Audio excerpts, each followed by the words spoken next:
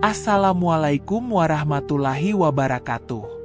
Pernahkah kalian merasa sudah memberi segalanya, tapi yang kalian terima justru hinaan?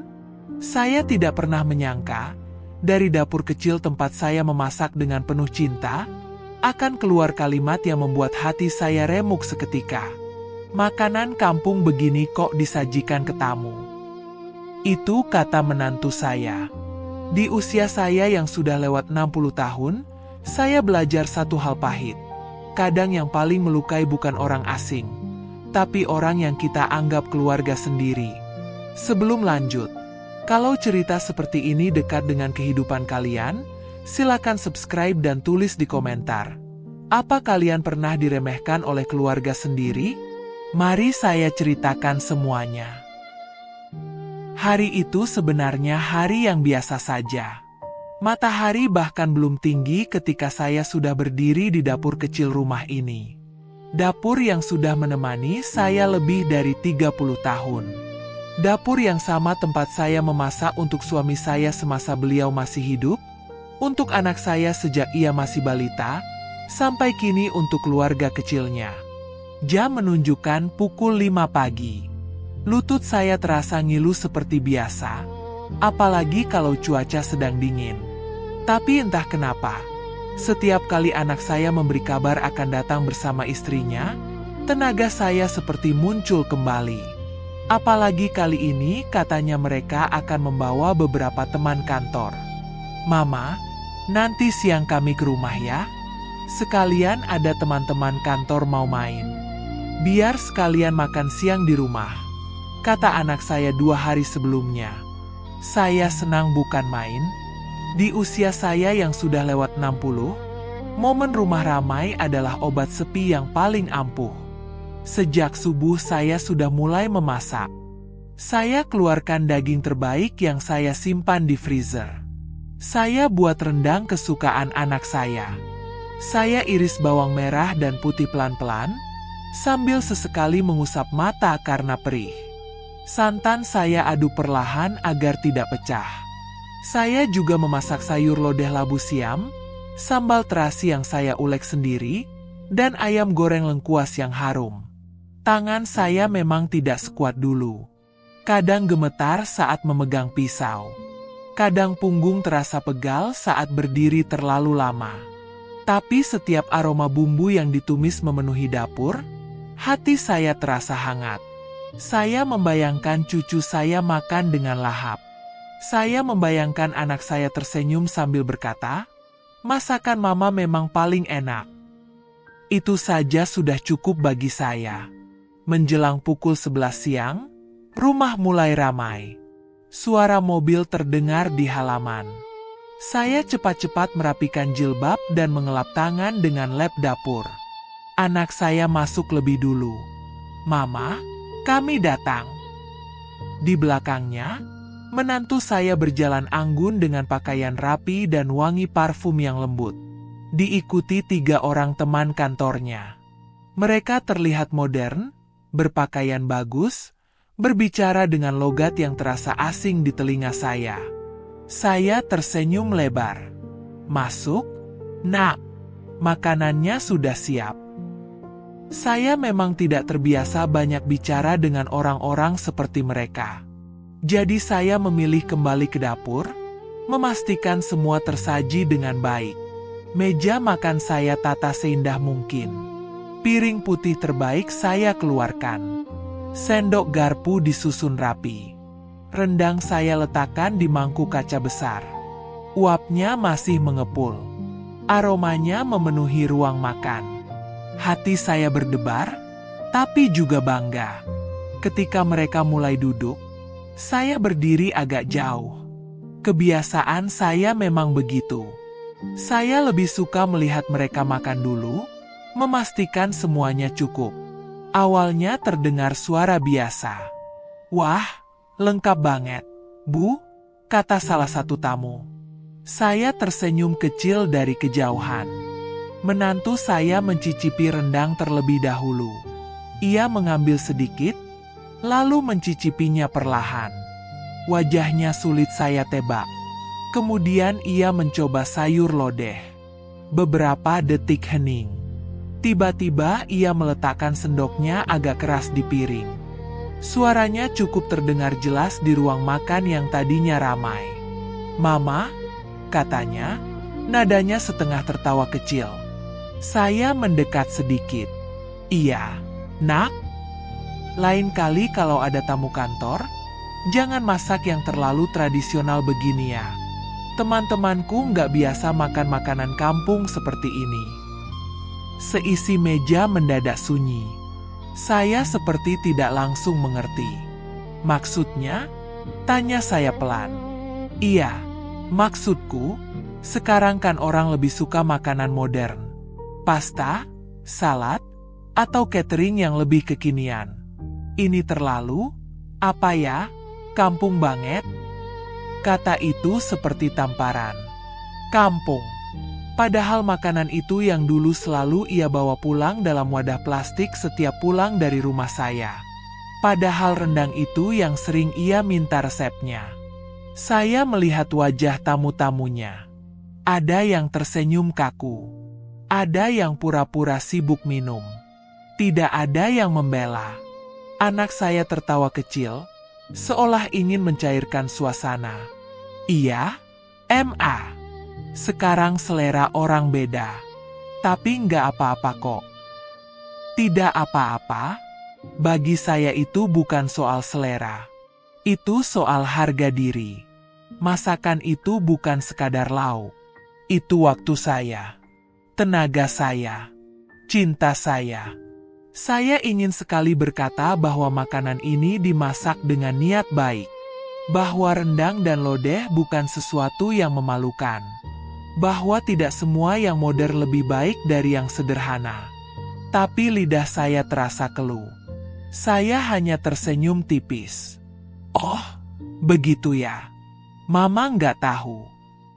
Saya kembali ke dapur dengan langkah pelan. Dari balik pintu, saya masih bisa mendengar mereka bercanda.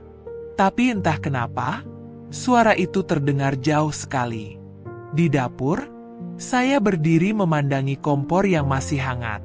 Panci besar rendang yang tadi saya banggakan, kini terasa seperti bukti bahwa saya ketinggalan zaman. Tiba-tiba saya merasa tua. Sangat tua. Air mata saya menetes tanpa suara. Saya cepat-cepat mengusapnya dengan ujung jilbab. Tidak ingin siapapun melihat. Beberapa menit kemudian, menantu saya masuk ke dapur. "Mama jangan tersinggung ya. Aku cuma kasih saran saja. Biar lain kali lebih cocok sama tamu-tamuku." "Tamu-tamuku, bukan tamu kita." Saya mengangguk pelan. "Iya, Nak." Padahal di dalam hati, ada sesuatu yang retak. Bukan hanya karena kata kampung. Tapi karena saya merasa tidak lagi dianggap. Setelah makan selesai, mereka tidak banyak menyentuh sayur lodeh. Rendang pun tersisa cukup banyak. Hanya cucu saya yang makan dengan lahap, sambil berkata, "Nenek, enak." Kalimat polos itu yang menahan saya agar tidak benar-benar hancur. Ketika mereka pulang sore harinya, rumah kembali sepi. Meja makan yang tadi ramai kini hanya menyisakan piring kotor dan sisa makanan. Saya duduk sendirian di kursi kayu dekat jendela. Selama puluhan tahun, saya bangga menjadi ibu yang selalu siap di dapur. Saya pikir, selama saya terus memberi, saya akan selalu dihargai. Tapi hari itu saya belajar. Kadang cinta yang kita tuangkan sepenuh hati bisa dianggap remeh oleh orang yang sudah merasa berada di dunia yang berbeda. Dan luka itu bermula dari meja makan. Sejak anak saya menikah 3 tahun lalu, hidup saya pelan-pelan berubah. Rumah ini yang dulu hanya berisi saya dan almarhum suami, kini sering dipenuhi suara cucu. Awalnya saya merasa sangat bersyukur. Saya merasa masih dibutuhkan. Setiap pagi, hampir setiap hari, menantu saya mengantar cucu ke rumah saya sebelum berangkat kerja. "Ma, Titip ya. Nanti sore saya jemput. Katanya ringan, dan saya selalu menjawab, iya, hati-hati di jalan. Tidak pernah sekalipun saya meminta bayaran. Tidak pernah terpikir untuk menghitung berapa jam saya menjaga cucu. Dari pukul 7 pagi sampai kadang lewat maghrib. Saya yang menyuapi, memandikan, mengganti baju, menidurkan, bahkan mengajarkan doa-doa kecil sebelum tidur siang. Di usia saya yang sudah lewat 60, sebenarnya tenaga tidak lagi sama. Pinggang saya sering sakit. Tangan saya sering kebas. Tapi setiap melihat cucu tertawa, rasa lelah itu seperti hilang. Selain menjaga cucu, saya juga rutin mengirim makanan ke rumah mereka. Minimal 2 kali seminggu.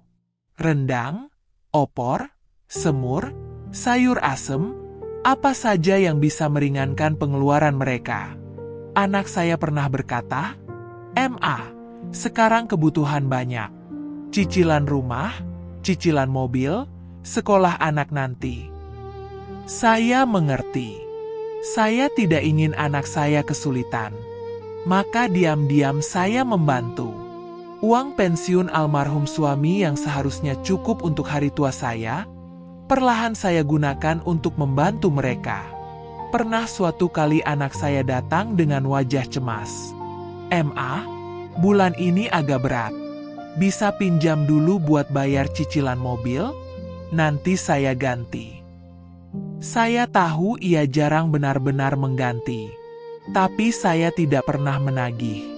Saya hanya membuka lemari, mengambil amplop tabungan, dan memberikannya.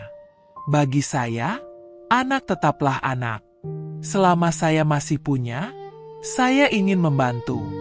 Namun sejak kejadian di meja makan itu, ada yang berubah dalam diri saya. Kata, makanan kampung, terus terngiang. Seolah-olah semua yang saya berikan dianggap tidak cukup baik, tidak cukup modern, tidak cukup membanggakan. Beberapa hari setelah kejadian itu, saya tetap seperti biasa. Saya tetap menjaga cucu, tetap memasak. Tapi hati saya tidak lagi sama. Ada rasa hambar yang sulit dijelaskan. Suatu pagi, menantu saya datang dengan wajah sedikit terburu-buru. "Ma, minggu ini saya ada acara kantor hari Sabtu. Bisa jagain dari pagi sampai malam ya?" "Oh ya, nanti tolong bikinin rendang lagi seperti kemarin, tapi jangan terlalu berminyak." Teman saya bilang agak nek. Saya terdiam. Biasanya saya langsung mengangguk. Tapi kali ini, saya merasakan sesuatu menahan di dada. Saya memandang wajahnya. Ia mengatakannya dengan nada biasa saja. Seolah-olah saya memang sudah sewajarnya selalu siap. Tidak ada kalimat, "Mama capek enggak?" Tidak ada kalimat, "Terima kasih sudah sering bantu." Hanya permintaan dan koreksi. Hari itu, untuk pertama kalinya dalam hidup saya sebagai seorang ibu, saya menarik napas panjang sebelum menjawab, "Maaf, Mama tidak bisa." Ia terlihat kaget. "Loh, kenapa?" "Mama capek. Mama sudah tua. Mama ingin istirahat." Ruangan mendadak terasa sunyi. "Tapi biasanya Mama bisa." "Iya, biasanya. Tapi sekarang Mama ingin mengurangi. Mama juga punya badan yang perlu dijaga." Wajahnya berubah. Tidak marah, tapi jelas tidak senang. "Ya sudah kalau begitu," jawabnya singkat. Hari Sabtu itu rumah saya sepi. Tidak ada suara tangisan cucu. Tidak ada mainan berserakan di lantai. Awalnya saya merasa sangat kehilangan. Saya hampir saja mengirim pesan, menawarkan diri kembali. Tapi saya tahan. Saya duduk di teras pagi itu, memandang halaman yang mulai dipenuhi bunga yang sudah lama tidak saya rawat. Saya mengambil gunting kecil dan mulai memangkas daun kering. Sudah lama saya tidak punya waktu untuk hal sesederhana itu. Beberapa hari kemudian, anak saya datang sendiri. "Ma, kenapa sekarang jarang kirim makanan?" Saya menjawab pelan, "Mama ingin masak secukupnya saja. Untuk Mama sendiri." "Ya, tapi kami jadi sering beli di luar." Saya menatapnya lembut. "Kalian sudah berumah tangga. Sudah saatnya belajar mengatur semuanya sendiri."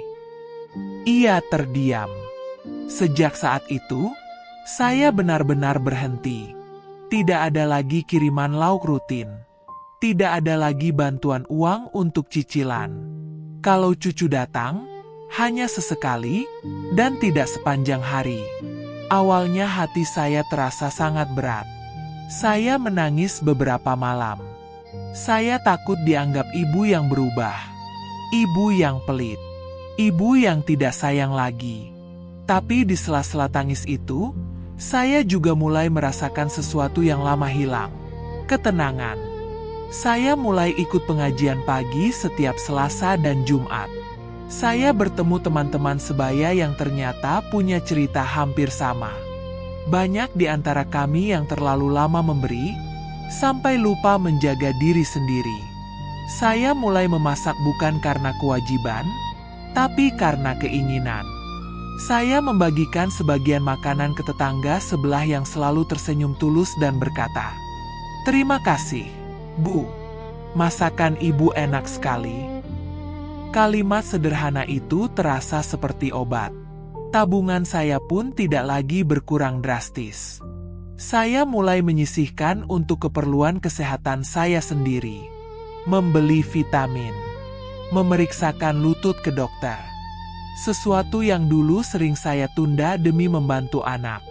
Beberapa minggu kemudian, saya mendengar kabar dari anak saya bahwa mereka kewalahan. Biaya babysitter mahal. Makan di luar boros. Rumah sering berantakan karena sama-sama lelah. Untuk pertama kalinya, mereka merasakan apa yang selama ini saya tanggung diam-diam. Saya tidak merasa menang. Tidak ada rasa puas. Yang ada hanya kesadaran bahwa selama ini saya terlalu mudah mengatakan, "Iya." Bahkan ketika badan saya sudah ingin berkata, "Tidak." Menghentikan bantuan itu bukan karena saya berhenti mencintai anak saya. Justru karena saya mencintai diri saya juga. Di usia senja ini, saya belajar bahwa kasih sayang tidak harus selalu berbentuk pengorbanan tanpa batas. Kadang, batas itu perlu agar cinta tetap sehat. Dan untuk pertama kalinya, saya tidak merasa bersalah karena memilih beristirahat. 3 bulan berlalu sejak saya benar-benar menghentikan semua bantuan rutin kepada anak dan menantu saya. 3 bulan yang terasa panjang, sekaligus membuka mata saya tentang banyak hal. Awalnya, hubungan kami terasa canggung. Tidak ada lagi pesan singkat hampir setiap pagi yang biasanya berbunyi, "Ma, nanti siang kirim sayur ya." Tidak ada lagi telepon mendadak meminta tolong menjaga cucu karena mereka lembur. Rumah saya menjadi jauh lebih sunyi. Kadang, saat sore menjelang maghrib, saya duduk sendiri di ruang tamu. Mata saya tanpa sadar menatap pintu, seolah menunggu cucu saya berlari masuk sambil berteriak, "Nenek!" Ada rasa rindu yang sulit saya bohongi. Bagaimanapun, darah daging sendiri tetaplah bagian dari hati. Tapi di balik rindu itu, ada ketenangan yang tidak pernah saya rasakan sebelumnya. Badan saya lebih jarang sakit. Saya punya waktu untuk tidur siang tanpa terganggu. Saya bisa membaca Al-Quran dengan lebih khusyuk tanpa harus berhenti karena ada tangisan anak kecil. Suatu sore, tanpa pemberitahuan, anak saya datang sendirian. Saya tahu dari cara ia mengetuk pintu. Pelan, tidak seperti biasanya. Ketika saya buka, wajahnya terlihat lebih kurus. Ada lingkar hitam di bawah matanya. "Masuk, Nak," kata saya lembut. Ia duduk di kursi ruang tamu, menunduk beberapa saat sebelum akhirnya berbicara. "Ma, Sekarang saya baru benar-benar sadar. Saya tidak langsung menjawab. Saya menunggunya melanjutkan. Selama ini, saya kira semua yang Mama lakukan itu biasa saja. Wajar saja.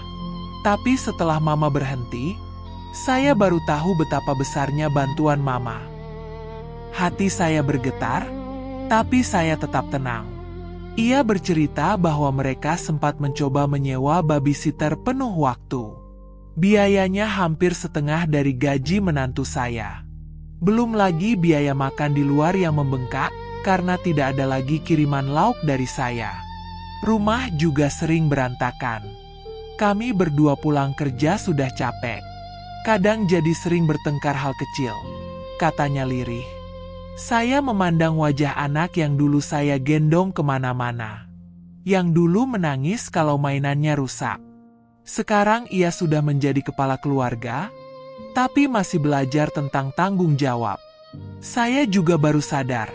Lanjutnya, Mama selama ini bukan cuma bantu tenaga. Mama bantu keuangan kami.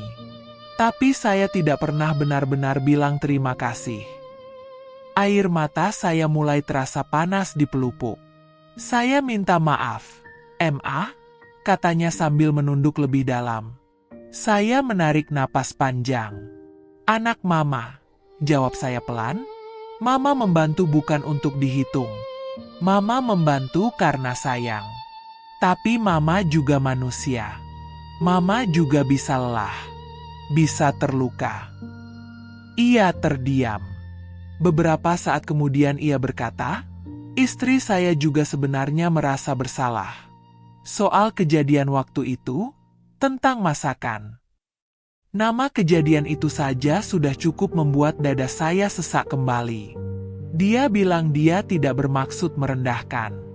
Dia hanya ingin terlihat baik di depan teman-temannya. Tapi mungkin caranya salah. Saya tersenyum tipis. Kata-kata itu memang kecil, Nak. Tapi bagi orang yang memasak dengan hati, itu besar. Seminggu setelah percakapan itu, menantu saya datang. Untuk pertama kalinya sejak kejadian tersebut, ia datang tanpa tergesa-gesa. Tidak membawa cucu untuk dititipkan. Tidak membawa daftar permintaan. Ia membawa sebuah kotak kue dan sekantung buah. Mama di rumah? Tanyanya pelan. Saya mempersilahkannya masuk. Suasana canggung terasa jelas. Ia duduk di sofa, memegang tasnya erat-erat seperti sedang mengumpulkan keberanian. Ma, saya mau minta maaf. Saya menatapnya, tidak dengan marah, tapi dengan tenang. Soal waktu itu. Soal saya bilang makanan Mama kampung. Saya sebenarnya malu mengingatnya. Saya tidak sadar kalau ucapan saya menyakiti Mama. Ia menunduk. Suaranya bergetar. Sejak Mama berhenti bantu, saya baru sadar. Mama bukan kewajiban kami. Mama bukan pembantu. Mama ibu kami. Dan masakan Mama justru yang paling dirindukan anak saya. Kalimat terakhir itu membuat hati saya melunak. Cucu saya bilang apa? Tanya saya, mencoba tersenyum. Dia sering tanya, kenapa sekarang jarang makan di rumah nenek? Dia bilang masakan nenek enak. Air mata saya jatuh tanpa bisa ditahan. Saya tidak pernah butuh pujian di depan teman kantor. Saya hanya ingin dihargai sebagai ibu. Saya terlalu gengsi. Ma, lanjutnya, terlalu ingin terlihat modern. Padahal yang saya anggap sederhana itu justru penuh kasih. Ruangan menjadi sunyi. Tapi kali ini sunyi yang berbeda. Bukan sunyi karena luka, melainkan sunyi karena hati yang sedang saling memahami. Saya memegang tangannya pelan. Mama memaafkan. Tapi Mama juga ingin kita belajar sama-sama. Mama akan tetap bantu kalau Mama mampu. Tapi bukan lagi karena merasa wajib. Dan bukan tanpa rasa hormat. Ia mengangguk cepat. Iya, Ma. Kami akan belajar mandiri. Dan kalaupun Mama bantu, itu karena Mama mau, bukan karena kami menuntut. Hari itu, tidak ada pelukan dramatis. Tidak ada tangisan berlebihan. Tapi ada sesuatu yang pulih. Sejak saat itu, hubungan kami berubah. Saya tetap sesekali menjaga cucu, tapi tidak sepanjang hari. Mereka memberi uang sekadarnya sebagai tanda menghargai. Walau sering saya kembalikan diam-diam dalam bentuk hadiah untuk cucu. Saya tetap memasak, tapi hanya jika saya ingin. Dan jika menantu saya mengundang teman, ia bertanya dulu dengan sopan, "Ma, kira-kira Mama berkenan masak? Kalau tidak, tidak apa-apa." Perubahan kecil itu terasa besar bagi saya. Di usia saya yang sudah lebih dari 60 tahun, saya akhirnya mengerti satu pelajaran penting. Kasih sayang tanpa batas bisa membuat orang lain lupa diri. Tapi kasih sayang yang disertai batas justru mengajarkan orang tentang arti menghargai. Saya tidak menyesal pernah membantu. Itu bagian dari cinta seorang ibu. Tapi saya juga tidak menyesal berhenti ketika hati saya terluka. Karena dari situ, anak dan menantu saya belajar bahwa orang tua bukan sumber bantuan tanpa akhir. Kami manusia. Kami punya perasaan. Punya harga diri. Dan yang paling penting, saya belajar mencintai diri saya sendiri tanpa harus merasa bersalah. Kesadaran mereka mungkin datang terlambat. Tapi syukurlah, tidak pernah benar-benar terlambat untuk berubah. Sekarang saya masih memasak. Tapi bukan untuk membuktikan apa-apa. Saya memasak karena saya suka. Karena itu bagian dari diri saya. Saya tetap membantu anak saya. Sesuai kemampuan, bukan kewajiban. Terima kasih sudah mendengarkan kisah pagi ini. Wassalamualaikum warahmatullahi wabarakatuh.